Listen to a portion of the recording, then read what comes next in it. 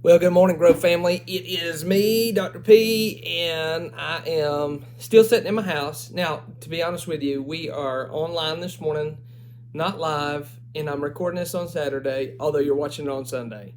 And I've got to say, right out the gate, this is all my fault. I apologize. Now, I said on Sunday of last week that if you laid your finger down, cross the map, Kingston, Oak Ridge, all the way down Chattanooga, when they call for weather, we don't get it, right? I said we ain't getting jack squat, I believe is what I said. And I was wrong. I was real wrong. I was very wrong.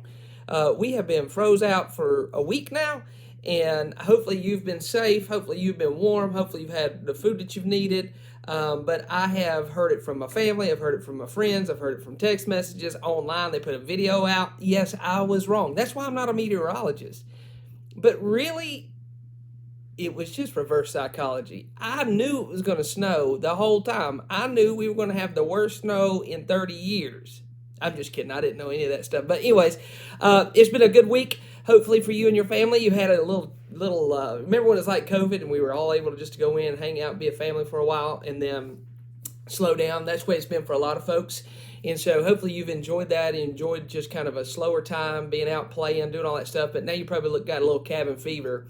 And we are unable to meet this morning, although we wanted to. We waited till the very last minute to do this, to even call it off for tomorrow and just online. But our parking lot is terrible.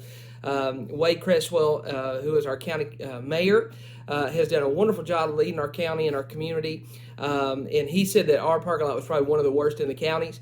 But I would just like to say, while we mention all that, I'm thankful to our mayor, thankful to our city mayors, thankful to all of our first responders, thankful to Tim Suter and all of his teams that do all the stuff, all the emergency response team, all of our paramedics that have had to be out in this, all of our firefighters, all of our police officers, Chief Washam, Sheriff Stockton, all their deputies, everybody that has been a part of this, all of our utility folks, all those folks that do of our water, and all the stuff that people just oftentimes they overlook. If it weren't for those folks, we wouldn't be able to sit in our home and be warm and be safe. And so I'm thankful for those folks. So if by chance you're one of those people, or if I left somebody out and you're watching, let me just say from the Grove and from me, I'm thankful for you and thankful for all that you've done this week to keep us safe in some rather weird situations. And by the way, I don't know if anybody got out and went like to Food City or Kroger.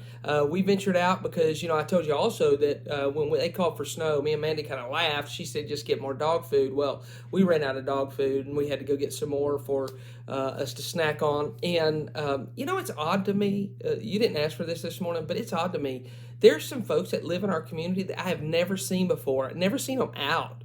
I don't know if they don't get out. Maybe they watch it online. I've never seen you before, but it snows. And then they said, you know what, let's get out. And so met a whole new population of our community while we were snowed in at Food City. So nice to meet you guys. Glad to have you in the community. Anyways, I wanted to bring a short message to you. Obviously, this doesn't have the same feel that being live would have. Obviously, we don't have Pastor JT leading in worship and doing all that kind of stuff. But I just want to drop a little short thought with you this morning. We've been preaching on staring down lions. Gotten a lot of good feedback from folks that have really enjoyed our time as we've been studying, and we're just getting started. Had several folks that have texted in and said, hey, think about these types of lines when you bring this message back, because I've reminded you we're going to do this the series to the end of January. February, we'll start a series about the Grove itself and some of the ministries that we do and kind of talking about why those are important biblically. And then March, I start an If series. And we're going to be preaching on heaven leading up to Easter. If I go and prepare a place for you is what Jesus said. So we're going to be doing all that around if, talking about heaven and what's next, all those kind of things, the big cherry on top is Easter when we talk about the fact that Jesus Christ died for our sins and resurrected, and that's the power that we have to live in this relationship that we have with Him because He overcame death and sin so that we might have a chance to have a relationship with Him. And so we've been putting all that stuff together, and we've been working on these lines. But if you've also watched those messages before, and we've gotten all kinds of, a lot of folks have really been watching those, I never finish. And so I want to take just a few moments and talk about the one we talked about last week, talking about I'm a need more, that lion. I've got several other lions that are sitting in the den, not in my office this morning, but they're in the den with Daniel. And we're going to talk about the lion named Aaron at some point. But this morning, thinking about Alma, and if you're looking for more this morning, you want to worship more, go back and rewatch either the introduction or rewatch last week's about Alma. And I want to talk about how this is where I was kind of wrapping up. I was just kind of speeding through it. How do we overcome this discontentedness that social media, life, wanting more has kind of brought into our sphere of influence? It's amazing to me because when we think about teachers, and teachers are considered a major influencer for children, right? I could think of some of my favorite teachers. Miss McNeely was one of my favorite teachers.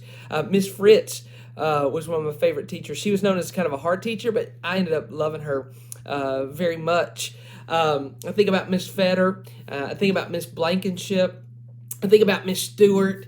It's just so many. Mr. Hines. Just so many of influencers in my life. Coach Sims, major influencer in my life. But now we have influencers online. People that are 10, 15, 12, 20, 30, 40, doesn't matter. But you ask them what they do and they're a social media influencer. Now think about it just for a second. Think about all this time that we've had at home. Think about all the time that we spent online. And there's literally people like me sitting somewhere and their title is a social media influencer. And their whole purpose is to influence you. Is to influence your thought, influence your decisions, influence what you buy, what you eat, where you vacation, who you date, who you don't date, what your political leanings are, why you feel the way that you feel, all these things. And they don't even hide. They're an influencer. I'm not bagging on that. That's what you want to grow up. You want to be an influencer. But used to, people had to earn trust to influence, right? Like we weren't just influenced by anybody. There wasn't a whole group of people that said, you know what? White vans are a great influencer, and so now you know what I am in the 80s? I'm just a child influencer, and I drive this white van. No, it was the opposite. Our parents said, if you see a guy in a white van handing out candy, run, right? But influence used to be kind of earned. If I had a teacher or a friend or somebody I was dating and they were going to influence me, friends that I was hanging out with, I earned their respect, or they earned my respect, and they influenced me. So it wasn't unusual to have them, speaking into my life. And now it just goes on likes and follows and who has the most, downloads or whatever it might be. And they're an influencer. So how do we break out of this? How do we break out of this understanding? By the way, you didn't ask for this morning, but if you want to overcome the negative influencers, you can't do it by being ugly. You can't beat somebody into submission of influence. You're going to be as ruthless as you can. You're going to teach them. They're going to get their comeuppance, and you're going to be the influencer because they're just going to turn you off. And I think a lot of people take that approach as, well, the buck stops with me, and they're going to be, and it won't work that way, especially not today's time. Back in my day, teachers had an influencer in their room, and it's called a wooden paddle. And, it's funny because once they kind of cranked that thing up and started way up here and finished down here suddenly on my backside, I was very influenced. I was influenced to stop doing whatever I was doing. They didn't have to tell me again. In fact, I was so influenced that I cry all day because I knew when I got home I was going to get another influence, and it corrected my behavior. But we don't live in those days and times, and so how do we break free from those influences that are negatively influencing us? Well, Paul said it this way. He said, "Not that I speak from want, for I've learned to be content," and that was the word, right? Satisfied in whatever circumstance I am in. And I know how to get along with humble means, and I also know how to live in prosperity. In any circumstance, I have learned the secret of being filled and going hungry, both of having abundance and suffering in need. I can do all things through Christ who gives me strength. That's what Paul says as he's thinking about the influence and contentment and satisfaction of Jesus Christ.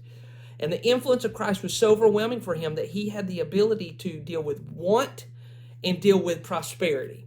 If he was living, high on the hog, he knew where it came from. If he was desperate for just a morsel of bread, he knew where that help came from.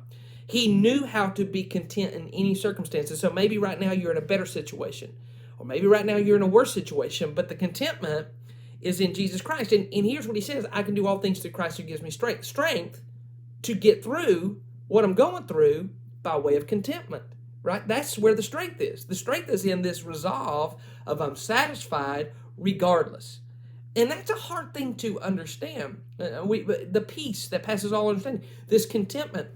And that's what Paul is telling us. Regardless of the highs and lows of life, I've found this thin line that keeps me anchored in this relationship with Jesus Christ, and I'm content. And the question this morning is, are you content? Are you content, or is I'm a need more kind of licking her lips and kind of breathing down your neck? You know, as he thinks about this and he's talking about this, and he's talking about that strength, how do we get that strength? And I can do all things through Christ who gives me strength. That's Philippians 4:11-13, by the way, in case you're following along in your Bible. But here's how we're going to do this. We're going to bust up this influence and lean into contentment in Christ and fight off, stare down Ima, the lioness. And if you don't know what I'm talking about, go back and watch last week's video. But she's staring us down. And here's how we're going to do it. Number one, and I shared it a little bit, but when discontent or feeling unhappy, when you're discontent or feeling unhappy, listen to your soul and turn to God and not your situation. What I mean by that is listen, when discontent falls on me, and when I'm not satisfied with what I have, what I'm getting back, just the different things of life, it's not prosperity, it's kind of without. It could be in a relationship, it could be at work, it could be in health, it could be, I just want to get out of my house. My children have a pantry full of food. We have a freezer full of food. I've kind of bucked the system. I don't like to stand outside when it feels like 4 degrees and grill, so they're kind of upset about that. And even though, you know, the pantries are full, the refrigerator's full, there's stuff sitting out on the counter, there's stuff everywhere. I mean, it's in our seats, it's in the floor. It's a mess. We've been locked in for a week, so it's a mess. But guess what? They're discontent. So what do they want? McDonald's, right? Just go get us some McDonald's. And I'm like, dude, we got everything over here. I got some steaks if you lay them out. I'll cook them before it gets dark because I don't want to stand out there in the 4-degree weather. But no, I want nuggets, man, because it's discontent. Now listen to what I'm about to tell you. When you start feeling discontent, begin to listen to your soul. A lot of times we just try to overcome it. We just try to, no, push through it. But your soul's speaking to you, and it's telling you, listen, God created you, right? Mind, soul, body, and strength. He created you. And when your soul begins to wane and becomes discontented, listen to me, you'll experience what other pastors have called a soul sickness, where it just kind of engulfs us, and it kind of just takes over. And what we begin to do when we start feeling down like that is we start looking at our situation. So it can't get better. We live in the what ifs. We start to get our eyes on something that we think we have to have, even though you don't have to, because my soul is sick, right? And so how do we do that? Here's what Psalm said. He said, "Oh God, you are my God. I shall seek you early in the morning. My soul thirsts for you, and my flesh yearns for you." And so this idea that David writes is, listen, the way to overcome my situation of discontentedness is not just to push it back, but early when I start feeling the symptoms, early when I start going, I'm struggling here. I don't know. I've kind of lost my sense of joy and happiness and contentedness. Go to God early. Go to Him early. Don't wait till it's a disaster. Don't wait till, all the ambulances and fire trucks and everything in spiritual realm are showing up. Go early. I'm not feeling it. I'm struggling. Go early, because when you know what's funny is when we're locked in like this, I bet I've gained 5 pounds. I guarantee you, I've gained 5 pounds. I've just been trying pants on and putting them back because I know I've gained so much weight. In fact, it's silly because, you get up, you go look out the window, you go, oh, still snow, still slick, still ice. You're getting texts. They're like, don't go out, roads are rough, whatever, nothing's open. And so you like, I need to go clean up, go take a shower. You get out, and then it's like, okay, now I'm showered, I've changed clothes. What am I going to do? I go back to the kitchen, go back to the couch, go back to lay down on the bed, whatever it might be. And the whole time I'm like, I'm hungry. I'm hungry. Man, we've made Chex Mix, we've made chocolate stuff, we've eaten, and you know what? I didn't eat none of it. But because I had time to sit in here and waller, and the fact I couldn't get out, I was hungry all the time. And I would eat anything. I have eaten anything. Most days when I'm busy and content, there's days I don't have lunch.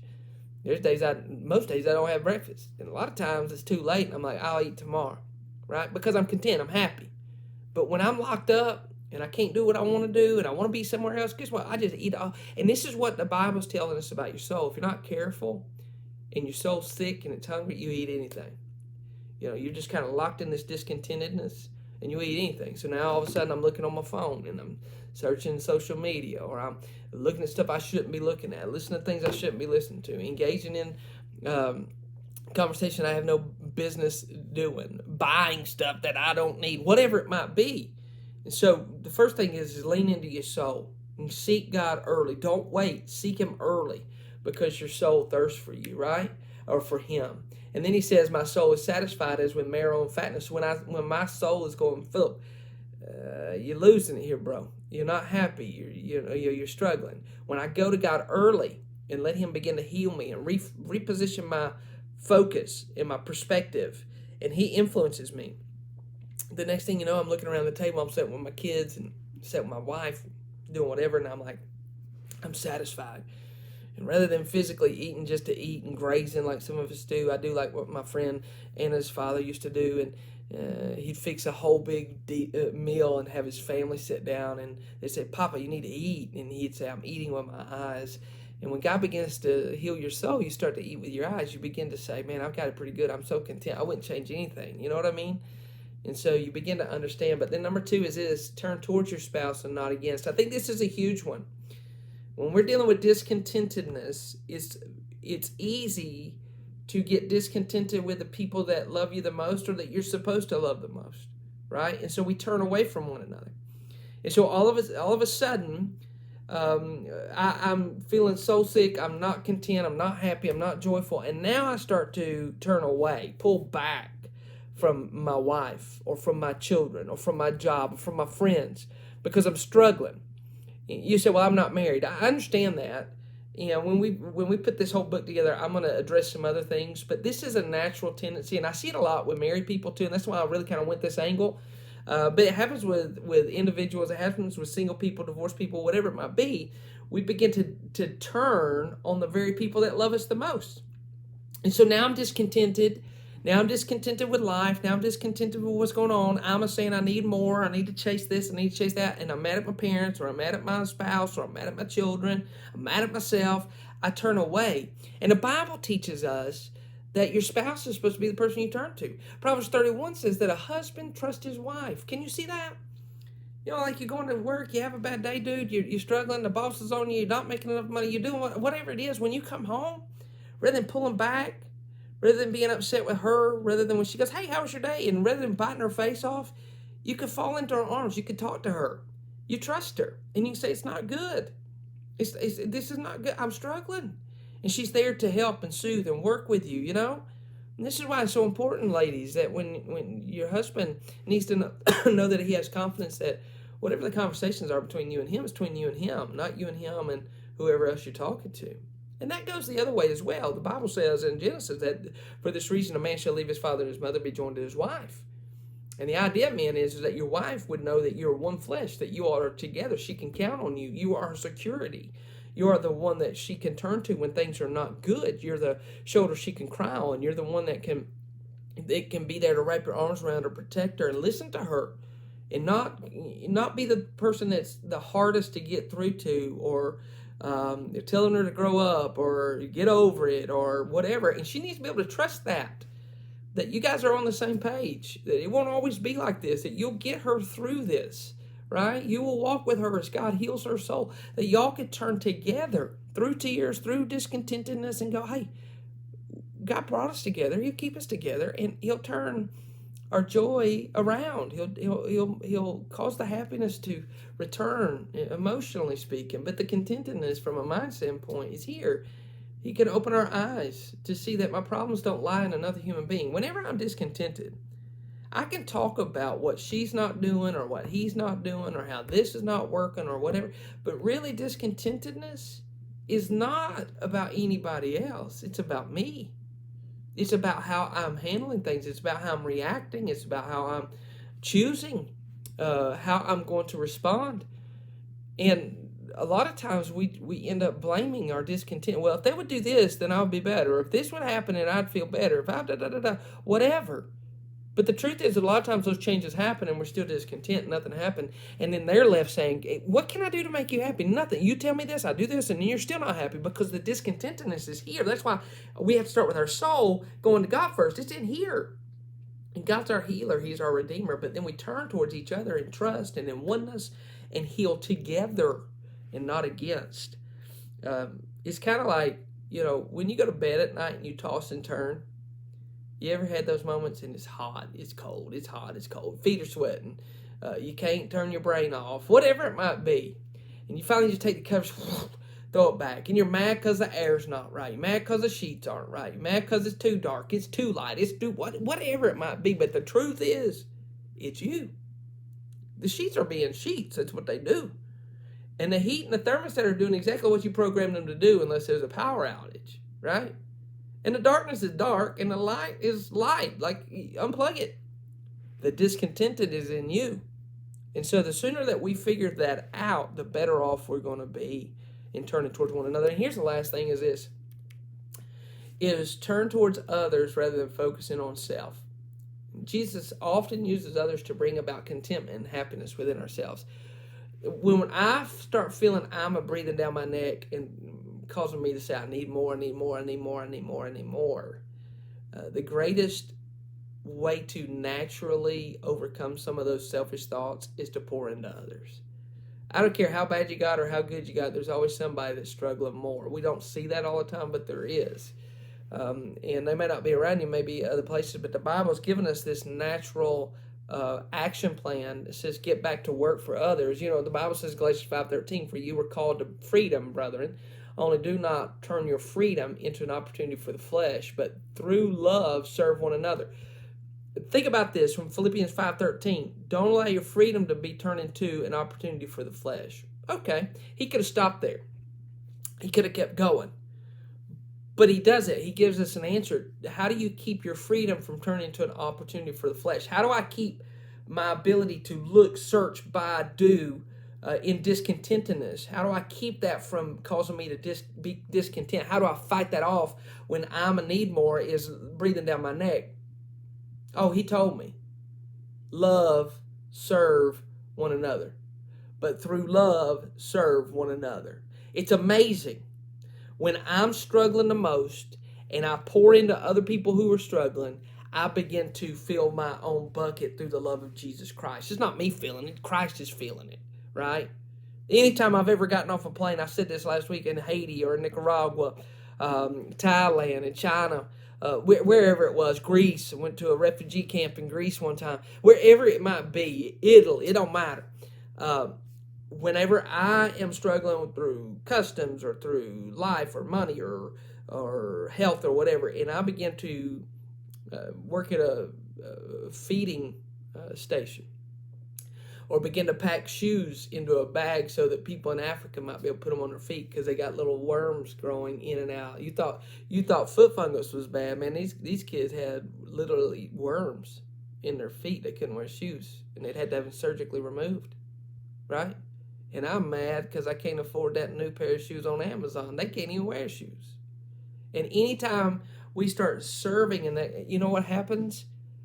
All of a sudden I start realizing Phillip ain't got it too bad at all. Phillip ain't got it bad really at all, period. And God uses these moments to help me understand how content I should be. And so when we start getting discontent, don't let that be an opportunity for the flesh. Turn and serve somebody else. Job said it this way, and I'm done. Such God-giving, God-denying people are never content with what they have or who they are. Their greed drives them relentlessly, right? The idea of being discontent is associated with godlessness. Did you get that? Discontentedness, always needing more, is associated with godlessness.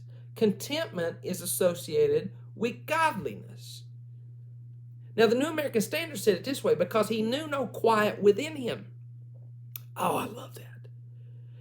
Now, the New Living Translation says, such God-denying people are never content. But New American Standard, which is my favorite version, says, because he knew no quiet within him. It's almost as if there's this discontented animal that's free inside of us. It's almost as if nothing's ever enough and it's just a wild animal, right? And to kind of back full circle, it's like my soul is iced in. It's like she's been put into a cage and we just walk around the house munching on anything because she's hungry, only to understand that she's never fully satisfied. And discontentment says this, because he knew no quiet within him. The days that I have been the most discontent, the storms rage the most, whether it's bad news, bad situation. And the days that I am the most content, I'm satisfied with my wife, I'm satisfied with my children, satisfied with my job, satisfied with my church, satisfied with what I have, my vehicle, my home, my whatever. I'm at peace. There's quietness. See, some of you right now, you're looking for quiet. It's raging. So I drink, I do pills, I run around with folks, I invest in whatever. And the quietness is never found, because the quietness is found in contentment. In fact, he says, because he knew no quiet within him, he does not retain anything he desires. Job 20:20. When the battle in the roar of discontentment reigns and rages in me, I'm never able to hold on to what God's given me. Ain't that something? Job 20:20. So as we battle Ima, and as we battle need more, would you let the quietness of contentment settle in your soul so that no matter where you are, you're satisfied? Well, I love you this Sunday morning. I hope that the weather changes. It's not going to change today. It's still going to be cold. And so about Monday, the rain's coming out. It gets above freezing. And kids will probably go back to school about Wednesday or so. And so while I can't predict the weather, I surely am not a predictor of things, but I do know the truth. And the truth is contentment is found solely in Jesus Christ, who gives us the strength to handle any situation, so that at the end of the day, in contentment, we retain the desires that God has given us, and a quietness settles in our soul. If it's too loud for you, you might need to go to the cross today. Well, I love you very much. I hope you have a great day. Stay warm, and I will see you next Sunday as we continue staring down lions.